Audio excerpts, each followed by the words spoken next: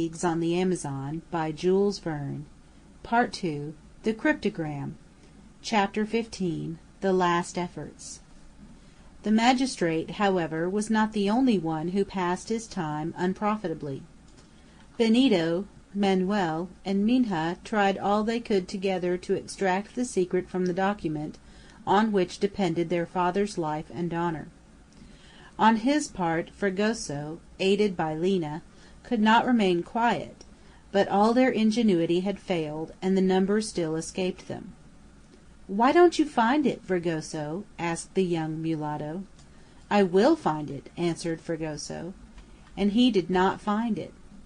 Here we should say that Fragoso had an idea of a project of which he had not even spoken to Lina, but which had taken full possession of his mind.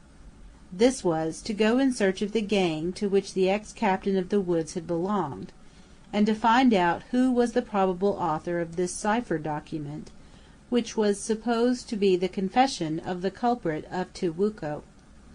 The part of the Amazon where these people were employed, the very place where Fragoso had met Torres a few years before, was not very far from Manaos. He would only have to descend the river for about 50 miles to the mouth of the Madeira, a tributary coming in on the right, and there he was almost sure to meet the head of these Capitas de Mato, to which Torres belonged. In 2 days, or 3 days at the outside, Fragoso could get into communication with the old comrades of the adventurer. "Yes, I could do that," he repeated to himself. "But what would be the good of it, supposing I succeeded? If we are sure that one of Torres's companions has recently died, would that prove him to be the author of this crime? Would that show that he gave Torres a document in which he announced himself the author of this crime, and exonerated Joam Dacosta? Would that give us the key of the document? No! 2 men only knew the cipher, the culprit and Torres, and these 2 men are no more." So reasoned Fragoso. It was evident that his enterprise would do no good. But the thought of it was too much for him. An irresistible influence impelled him to set out, although he was not even sure of finding the band on the Madeira. In fact, it might be engaged in some other part of the province, and to come up with it might require more time than Fragoso had at his disposal. And what would be the result? It is none the less true, however, that on the 29th of August, before sunrise, Fragoso, without saying anything to anybody, secretly left the jangada, arrived at Manaos, and embarked in one of the egarritas which daily descend the Amazon. And great was the astonishment when he was not seen on board, and did not appear during the day. No one, not even Lina, could explain the absence of so devoted a servant at such a crisis. Some of them even asked, and not without reason, if the poor fellow, rendered desperate at having, when he met him on the frontier, personally contributed to bringing Torres on board the raft, had not made away with himself. But if Fragoso could so reproach himself, how about Benito?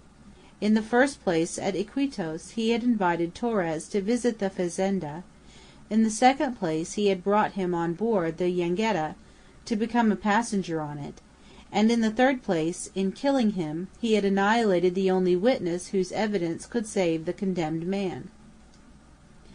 And so Benito considered himself responsible for everything, the arrest of his father, and the terrible events of which it had been the consequence. In fact, had Torres been alive, Benito could not tell but that, in some way or another, from pity or for reward, he would have finished by handing over the document. Would not Torres, whom nothing could compromise, have been persuaded to speak had money been brought to bear upon him? Would not the long sought for proof have been furnished to the judge? Yes, undoubtedly. And the only man who could have furnished this evidence had been killed through Benito. Such was what the wretched man continually repeated to his mother, to Manuel, and to himself. Such were the cruel responsibilities which his conscience laid to his charge. between her husband, with whom she passed all the time that was allowed her, and her son, a prey to despair which made her tremble for his reason, the brave Yaquita lost none of her moral energy. In her they found the valiant daughter of Magalhaës, the worthy wife of the fazender of Iquitos. The attitude of Joam Dacosta was well adapted to sustain her in this ordeal. That gallant man, that rigid Puritan, that austere worker, whose whole life had been a battle, had not yet shown a moment of weakness. The most terrible blow which had struck him without prostrating him had been the death of Judge Ribeiro, in whose mind his innocence did not admit of a doubt. Was it not with the help of his old defender that he had hoped to strive for his rehabilitation? The intervention of Torres he had regarded throughout as being quite secondary for him, and of this document he had no knowledge when he left Iquitos to hand himself over to the justice of his country. He only took with him moral proofs. When a material proof was unexpectedly produced in the course of the affair, before or after his arrest, he was certainly not the man to despise it. But if, on account of regrettable circumstances, the proof disappeared, he would find himself once more in the same position as when he passed the Brazilian frontier. The position of a man who came to say, "Here is my past life, here is my present, here is an entirely honest existence of work and devotion which I bring you. You passed on me at first an erroneous judgment. After 23 years of exile I have come to give myself up. Here I am, judge me again." The death of Torres, the impossibility of reading the document found on him, had thus not produced on Joam Dacosta the impression which it had on his children, his friends, his household, and all who were interested in him. "I have faith in my innocence," he repeated to Yaquita, "as I have faith in God. If my life is still useful to my people, and a miracle is necessary to save me, that miracle will be performed. If not, I shall die. God alone is my judge." The excitement increased at Manaos as the time ran on. The affair was discussed with unexampled acerbity. In the midst of this enthralment of public opinion, which evoked so much of the mysterious, the document was the principal object of conversation. At the end of this 4th day not a single person doubted but that it had contained the vindication of the doomed man. Every one had been given an opportunity of deciphering its incomprehensible contents, for the Diario do Grande Para had reproduced it in facsimile. Autograph copies were spread about in great numbers at the suggestion of Manuel, who neglected nothing that might lead to the penetration of the mystery, not even chance, that nickname of Providence, as someone has called it. In addition, a reward of 100 contos, or 300,000 francs, was promised to any one who could discover the ciphers so fruitlessly sought after, and read the document. This was quite a fortune, and so people of all classes forgot to eat, drink, or sleep to attack this unintelligible cryptogram. Up to the present, however, all had been useless, and probably the most ingenious analysts in the world would have spent their time in vain. It had been advertised that any solution should be sent, without delay, to Judge Jaraquez, to his house in God the Sun Street, but the evening of the 29th of August came and none had arrived, nor was any likely to arrive. Of all those who took up the study of the puzzle, Judge Jaraquez was one of the most to be pitied. By a natural association of ideas, he also joined in the general opinion that the document referred to the affair at Tijuco, and that it had been written by the hand of the guilty man, and exonerated Joam Dacosta. And so he put even more ardour into his search for the key. It was not only the art for art's sake which guided him, it was a sentiment of justice, of pity toward a man suffering under an unjust condemnation.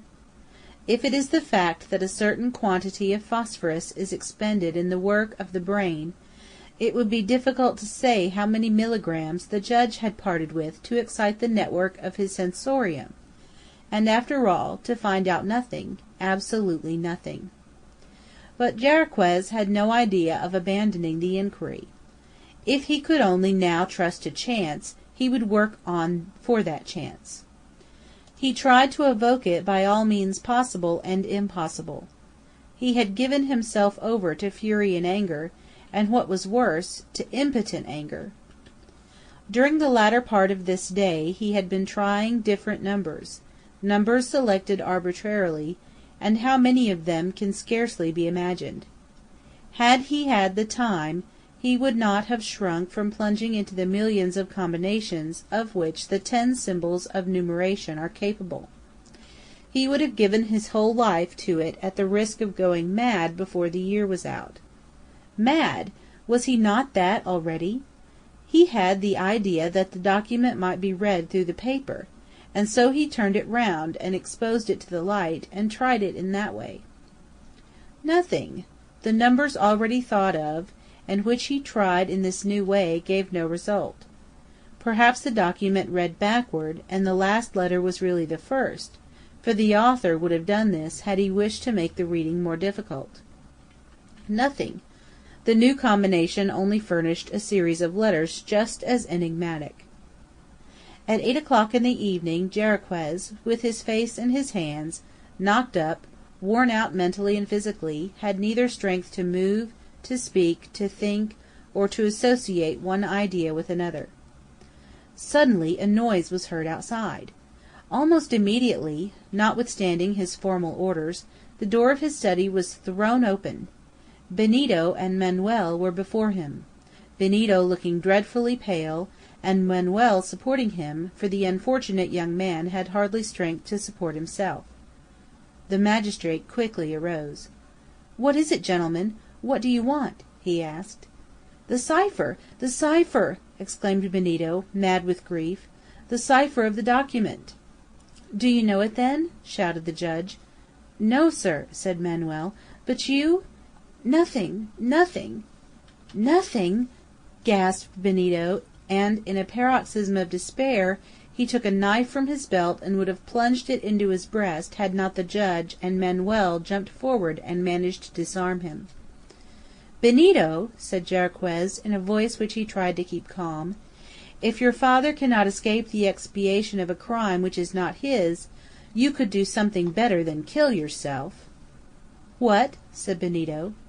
"Try and save his life." "How?" "That is for you to discover," answered the magistrate, "and not for me to say." Part 2, Chapter 15.